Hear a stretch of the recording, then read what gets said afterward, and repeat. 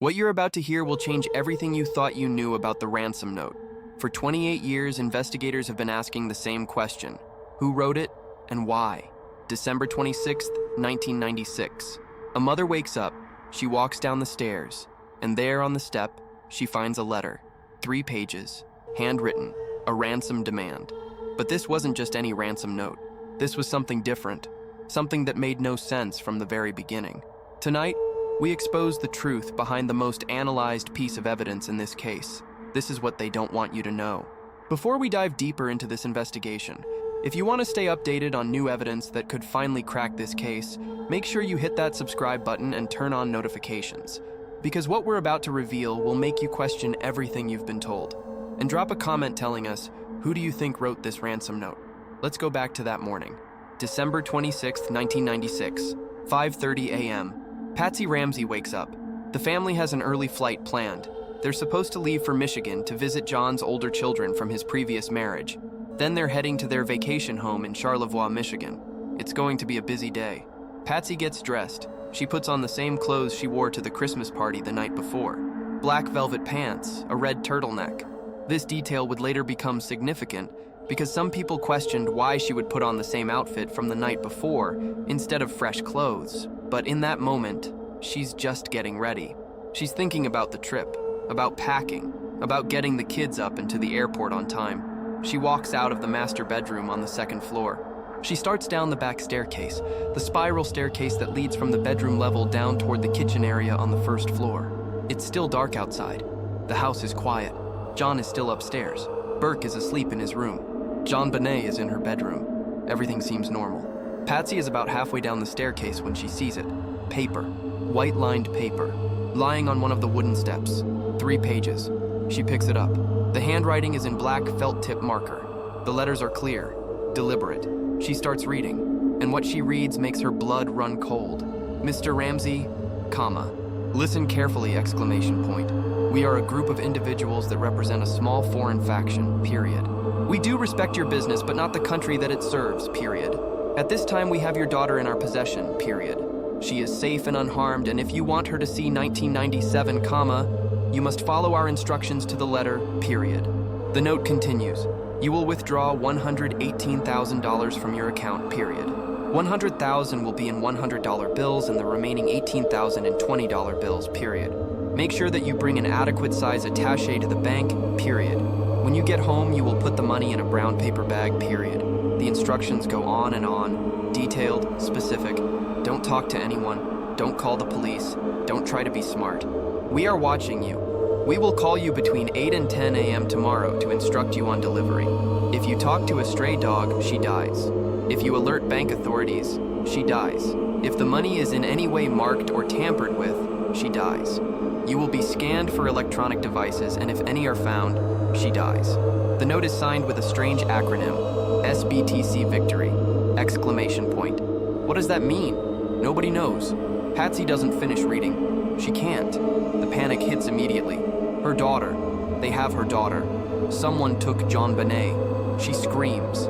A primal scream. She drops the note and runs up the stairs.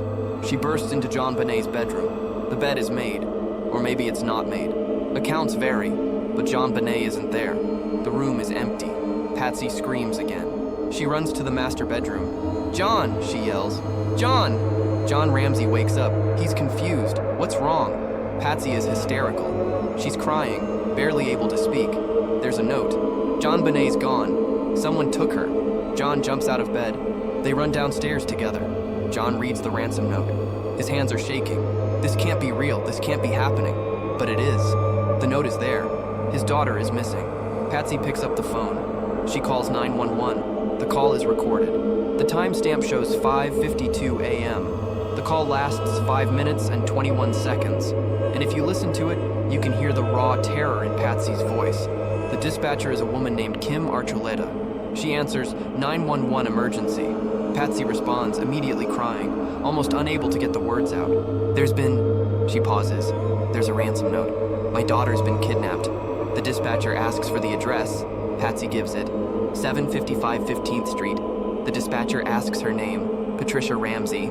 The dispatcher asks how old the child is. 6 years old. The dispatcher asks if she's seen anyone in the house. No. The dispatcher asks if the doors were locked. Yes. I don't know. I don't know. The dispatcher tries to keep Patsy calm, tries to get information. Do you know how long she's been gone? No. I just found the note. Is she your only child? No. I have 2 boys. The dispatcher asks if there's anyone who may have taken her. No, I don't know. Patsy is getting more frantic. Please, she begs. Please send someone. The dispatcher assures her help is on the way.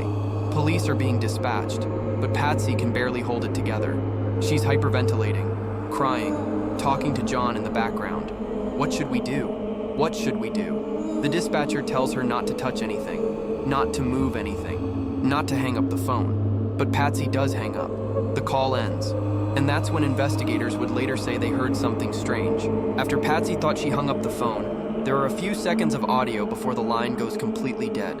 In those few seconds, enhanced audio analysis would later suggest there are voices in the background, voices that don't match the panicked tone of the 911 call. Some analysts claim they can hear John's voice saying something like, "We're not speaking to you." Others claim they can hear Burke's voice, which would contradict the parents' statement that Burke was asleep the entire time and wasn't awakened until after police arrived. Some claim they hear Patsy's voice, but in a different tone, calmer, saying something like, "What did you do?" or "Help me, Jesus." The audio has been analyzed and reanalyzed for years. Different experts hear different things. Some say it's just background noise, artifacts of the recording, nothing meaningful. Others say it proves the family was lying about the timeline, about who was awake, about what was really happening in those first moments. Within minutes, police arrive. Officer Rick French from the Boulder Police Department is the first on scene. He arrives at 5:59 a.m., just 7 minutes after the 911 call.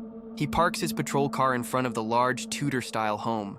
The house is massive, 3 stories, multiple entrances. He walks to the front door. John Ramsey answers. John is frantic but trying to hold it together. He lets Officer French inside. Patsy is in the hallway, pacing, crying, talking to herself. Officer French asks to see the ransom note. John shows him. The note is lying on the floor near the staircase where Patsy dropped it. Officer French reads it. He's immediately suspicious. Something about it doesn't feel right, but he's responding to a reported kidnapping, so he follows protocol. He asks John and Patsy basic questions. When did you last see JonBenét? Last night when we put her to bed, around 10 p.m. When did you find the note? This morning, around 5:30 when I came downstairs. Have you checked the whole house? We checked her room and our room and Burke's room. Have you noticed anything else unusual? No. Are any doors or windows open or broken? We don't think so. Officer French does a quick walkthrough of the first and second floors. He looks for signs of forced entry. He checks doors, windows. Everything appears secure. No broken glass, no kicked-in doors, no obvious signs that someone broke in. He goes upstairs and checks JonBenét's bedroom. The bed looks slept in or recently occupied. Her clothes from the party are on the floor. Nothing looks disturbed or out of place. Officer French notices a window in the basement. He goes down to check it. The window is broken. The glass is on the floor beneath it. But there's no sign that anyone actually came through the window. No dirt, no footprints, no disturbance of the dust and debris on the floor beneath the window. John later explains that he broke that window months ago when he was locked out of the house and needed to get in. He never fixed it. So the broken window doesn't necessarily mean anything, but it's noted, documented, because right now every detail matters. Officer French also checks the basement during this initial walkthrough. But here's where the first major mistake happens. The basement has multiple rooms, storage areas, a laundry room, a boiler room, and a small wine cellar, a windowless room with a wooden door that has a latch. Officer French opens some of the basement room doors and looks inside, but he doesn't open the wine cellar door. Later, he'll say the door was latched and he didn't think to unlatch it and look inside. Or maybe he did try to open it but didn't try hard enough to unlatch it properly. Different accounts vary, but the critical fact is this. JonBenét's body is in that wine cellar. She's been dead for hours. She's lying on the floor just a few feet away from where Officer French is standing. But he doesn't find her. He doesn't open that door. And because he doesn't, the assumption continues that this is a kidnapping, that JonBenét was taken from the house, that she's alive somewhere, that the ransom note is real. This is the first catastrophic failure of the investigation. If Officer French had opened that wine cellar door at 6 a.m., the entire trajectory of this case would have been different. The body would have been found immediately, The crime scene would have been sealed. Forensics would have been called in. The house would have been treated as a murder scene, not a kidnapping scene. But he didn't open the door. And so the mistakes continue to compound. More police officers arrive. Detectives are called. The FBI is notified because kidnapping is a federal crime. The ransom note says the kidnappers will call between 8 and 10 a.m. with instructions for delivering the money. So the decision is made to wait in the house, to set up, to trace the call when it comes, to be ready. John Ramsey goes to his home office and starts gathering money. He goes to the bank, he withdraws cash, he's preparing to pay the ransom. He'll do anything to get his daughter back. He doesn't know she's already dead. He doesn't know she's in the basement. He thinks she's out there somewhere, terrified, waiting for him to save her. But here's the next massive mistake. While police are setting up and waiting for the ransom call, Patsy is calling people. She calls her friends. She calls family. She asks them to come over, to be with her, to support her. And people start showing up. Fleet White and his wife Priscilla arrive. They're the friends who hosted the Christmas party the night before. Reverend Hoverstock, the family's pastor, arrives. A victim advocate from the police department arrives. John's brother and sister-in-law, who live in the area, arrive. And all of these people are walking through the house, sitting in the living room, going to the kitchen to make coffee, using the bathrooms, touching doors, touching surfaces, moving through what should be a secured crime scene. This is investigative malpractice. This house should have been immediately cleared and secured. Everyone except essential law enforcement should have been removed. The family should have been taken to the police station or a separate location to wait. The house should have been treated as a potential crime scene from minute one, but instead it's treated as a gathering place, a support center, and every person who walks through that house is potentially contaminating evidence, destroying fingerprints, moving fibers, creating cross-contamination that will make forensic analysis nearly impossible later. The hours pass. 8 a.m. comes and goes. No phone call. 9 a.m. No phone call. John is pacing, asking detectives what they should do. Shouldn't the kidnappers have called by now? The note said 8 to 10 a.m. It's past 9. Where's the call? The police try to reassure him. Sometimes kidnappers don't stick to their stated timeline. Sometimes they wait, test you, see if you followed instructions. But as 10 a.m. approaches and there's still no call, the tension in the house is unbearable. And then 10 a.m. passes, 10:30, 11 a.m. No call, no contact. The kidnappers, whoever they are not calling. This should have been the second major red flag. A ransom note that gives a specific time window for contact, and then no contact happens. That's not how real kidnappings work. In actual kidnapping for ransom cases, the kidnappers make contact. They prove the victim is alive. They give instructions. They want their money. But in this case, there's nothing. Radio silence. Why? Because there is no kidnapper. There is no ransom. There is no plan to return JonBenét. The ransom note is fiction. It's staging. It's misdirection. But at this point, late morning on December 26th, the police don't fully realize this yet. They're still operating under the assumption that this is a kidnapping. Detective Linda Arndt is the primary detective on scene now. She's been there for hours. She's watching the family, watching the friends, trying to assess the situation, and she's starting to feel uneasy. Something doesn't add up. The ransom note is strange. The lack of contact is strange. The family's behavior is strange. Patsy is distraught, crying, praying, surrounded by friends. But John seems oddly calm, controlled. He's not breaking down. He's going through the motions, making phone calls, checking his mail. At one point, he disappears for a while and Detective Arndt doesn't know where he went. Later, it'll be revealed he went to the basement alone at some point that morning, though what he did down there is disputed. Around 1 p.m., Detective Arndt makes a decision that will be second-guessed for decades. She tells John Ramsey and Fleet White to search the house again, top to bottom. Look for anything unusual, anything that might help. This instruction is baffling. Why would you ask a potential suspect or witness to search their own house in what might be a crime scene? Why not have trained officers do a thorough search? But she does. She asks them to look. And John and Fleet head to the basement. They search the basement rooms, the laundry area, the storage area, the boiler room. And then John goes to the wine cellar, the small room with the latched door. He unlatches it. He opens the door. And there, on the white concrete floor, he sees his daughter. JonBenét is lying on her back. She's wearing a white long-sleeved shirt and white long underwear. Her arms are above her head. There's white cord around her right wrist. There's a cord around her neck, tied tightly, with a wooden stick, a broken paintbrush handle, twisted into it like a garrote. There's duct tape over her mouth. John knows immediately. She's dead. His little girl is dead. John screams, a sound of pure anguish. He rushes into the room. He rips the duct tape off her mouth. He picks her up. He carries her out of the wine cellar, through the basement, up the stairs to the first floor. He's sobbing, carrying his dead daughter. Fleet White is behind him, also in shock. John brings JonBenét's body into the living room and lays her on the floor. Detective Arndt rushes over. She checks for vital signs. There are none. JonBenét is cold, stiff. She's been dead for hours. Rigor mortis has set in. Lividity, the settling of blood, is visible. This child didn't die recently. She died last night. She's been in that basement the entire time. Detective Arndt immediately calls for more officers, for the coroner, for crime scene technicians. The house is now a murder scene. Everyone needs to get out, but the damage is done. John moved the body. The duct tape was removed. The crime scene in the wine cellar was disturbed. And for the past 7 hours, a dozen people have been walking through this house, touching things, moving things, contaminating everything. The investigation is already compromised beyond repair. But let's go back to the ransom note, because even with JonBenét's body now found, that note is still the most critical piece of evidence. And when you really analyze it, really break it down, the problems become obvious. Let's start with the length. This note is 374 words long. That's not a ransom note. That's an essay. Real ransom notes from actual kidnapping cases are typically short. 10 words, 20 words, 50 words at most. Just enough to make the demand and threaten consequences. We have your daughter. We want $100,000. Call this number. That's it.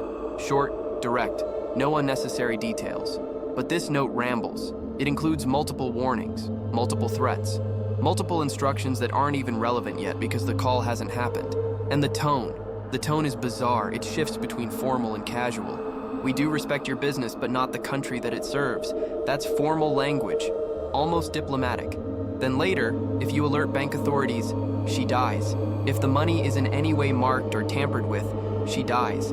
You will be scanned for electronic devices, and if any are found, she dies. Dies, dies, dies. Repetitive, blunt. Like someone watched too many crime movies and is trying to sound threatening. And then at the end, use that good Southern common sense of yours. Southern common sense? Who talks like that in a ransom note? It's oddly personal, oddly specific to John being from the South, from Georgia originally. How would a foreign faction know that? The note also contains movie references. Film experts and investigators later identified phrases that match dialogue from specific movies. The phrase and hence comes from the movie Ransom with Mel Gibson. The mention of attaché and delivery comes from scenes in Speed with Keanu Reeves. The acronym SBTC has been speculated to stand for various things, but one theory is it comes from military or aviation terminology, possibly Saved by the Cross, or Subic Bay Training Center, a former US naval base, but nobody knows for sure. What's clear is that whoever wrote this note had watched crime thrillers and borrowed language from them. And then there's the practice note. Crime scene investigators found another piece of paper in the house from the same notepad with the beginning of the ransom note written on it. Mr. and Mrs. R. That's all it said. A false start. The person writing the note started with Mr. and Mrs. R, then stopped, tore off that page, and started over with just Mr. Ramsey. Why? Maybe because they realized addressing both parents didn't make sense if only one parent was supposed to handle the ransom. Or maybe they just changed their mind. But the fact that there was a practice attempt tells us something. Whoever wrote this note was inside the house using the notepad and had time to make mistakes and start over. That's not the behavior of an intruder in a rush. That's someone who had time, who felt safe, who wasn't worried about being discovered. Now let's talk about the handwriting. The note was written in manuscript print, meaning printed letters, not cursive. The letters are somewhat large. The writing slants slightly to the right in some places and is more vertical in others. There are certain letter formations that are distinctive. The lowercase letter A is sometimes written as a printed A and sometimes as a cursive style A. The letter R has a distinctive hook. The letter E is sometimes rounded and sometimes more angular. These inconsistencies could mean the person was trying to disguise their handwriting, or it could mean they were writing quickly and their natural style was inconsistent. Patsy Ramsey was asked to provide handwriting samples.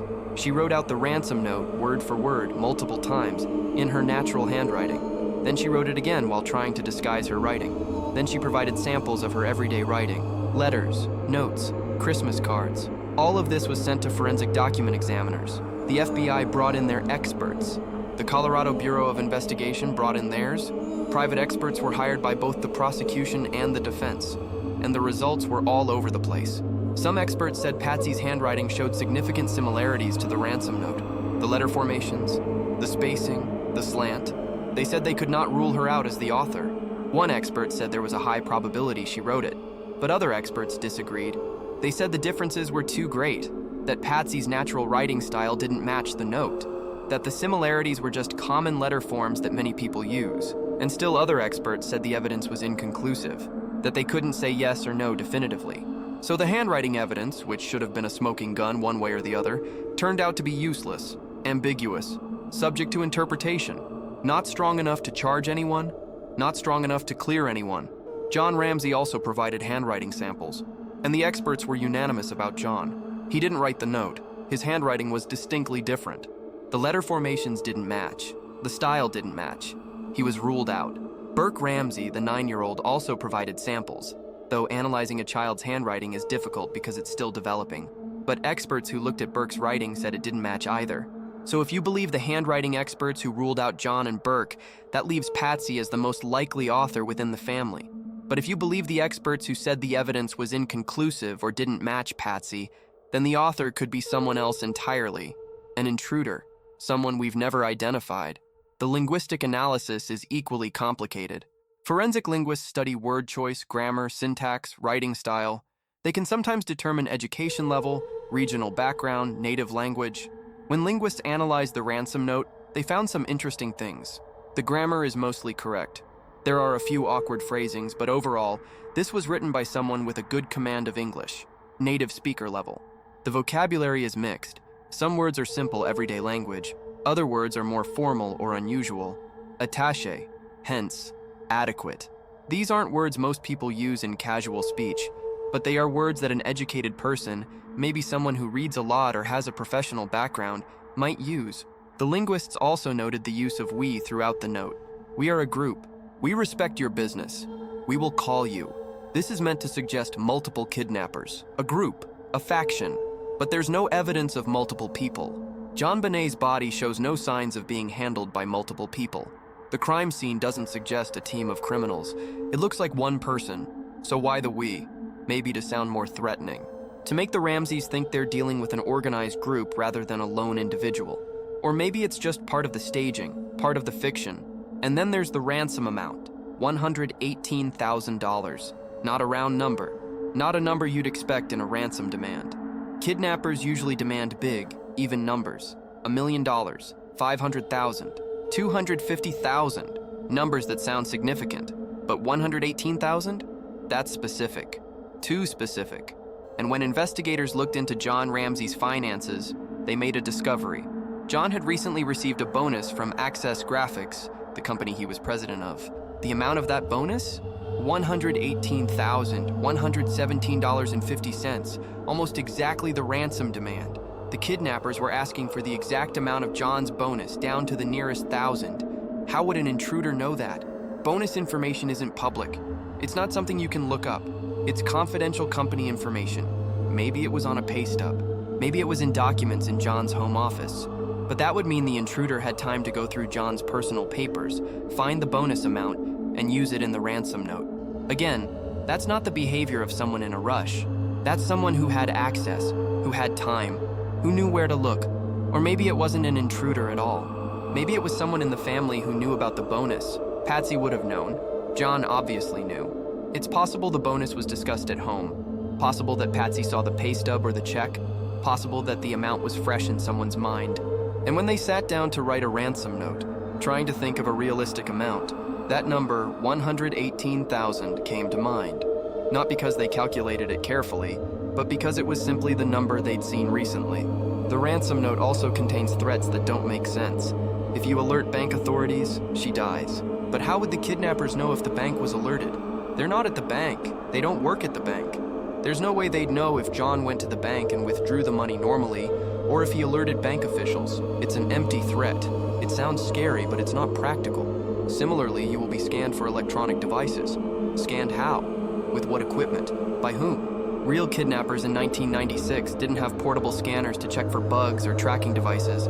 That's movie stuff, James Bond stuff, not reality. And the warning, if you talk to a stray dog, she dies. A stray dog? That's not a common expression. It's weird, overly dramatic. It sounds like someone trying to sound menacing and going over the top. Real criminals don't talk like that. They say don't talk to anyone or we'll know. Simple, direct. But this note is theatrical. It's performing the role of a ransom note rather than being a real ransom note. Handwriting experts, linguistic experts, and behavioral analysts have spent 28 years dissecting this note. And the consensus, if there is one, is that it's fake. It's staging. It was written by someone who wanted to create the appearance of a kidnapping, but didn't really understand how kidnappings work. Someone who watched movies, who read crime novels, who thought they knew what a ransom note should sound like. But when you actually analyze it, it falls apart. It's too long, too detailed, too theatrical, too informed about family finances, too unconcerned with practical logistics. And here's the most damning thing. The ransom note was never followed up on. The promised phone call never came. The kidnappers never made contact. They never attempted to get the money. They never proved JonBenét was alive. They never gave delivery instructions. The entire premise of the note, "We have your daughter and we want money," was never acted upon because there was no kidnapping. JonBenét never left the house. She was killed in the basement. And the ransom note was written to buy time, to create confusion, to point investigators in the wrong direction, to make them think this was a kidnapping when it was actually a murder. Who would do that?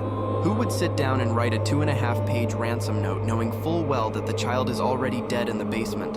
Someone who was panicking. Someone who was trying to cover up what really happened. Someone who thought that if they made it look like an intruder did this, they could get away with it. But they made mistakes. Too many details. Too much information that only someone inside the house would know. And when the sun came up on December 26th and police started investigating, those mistakes started to show. The ransom note is the key to this case, not the DNA, not the duct tape, not the cord or the paintbrush or the pineapple, the note. Because whoever wrote that note knows what happened to JonBenét. And until we definitively identify who wrote it, this case will never be solved. The handwriting analysis hasn't given us a definitive answer. The linguistic analysis points to staging, but not to a specific person.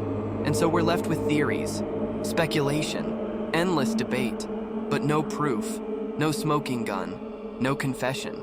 Patsy Ramsey died in 2006 without ever being charged. If she wrote that note, the secret died with her. John Ramsey has maintained his innocence and says he doesn't know who wrote it. Burke Ramsey says he was asleep and doesn't know anything about the note. And so the mystery continues. 374 words, 2.5 pages, 28 years of analysis. And we still don't know for certain who picked up that pen, sat down at that table, and wrote the ransom note that was never meant to be followed.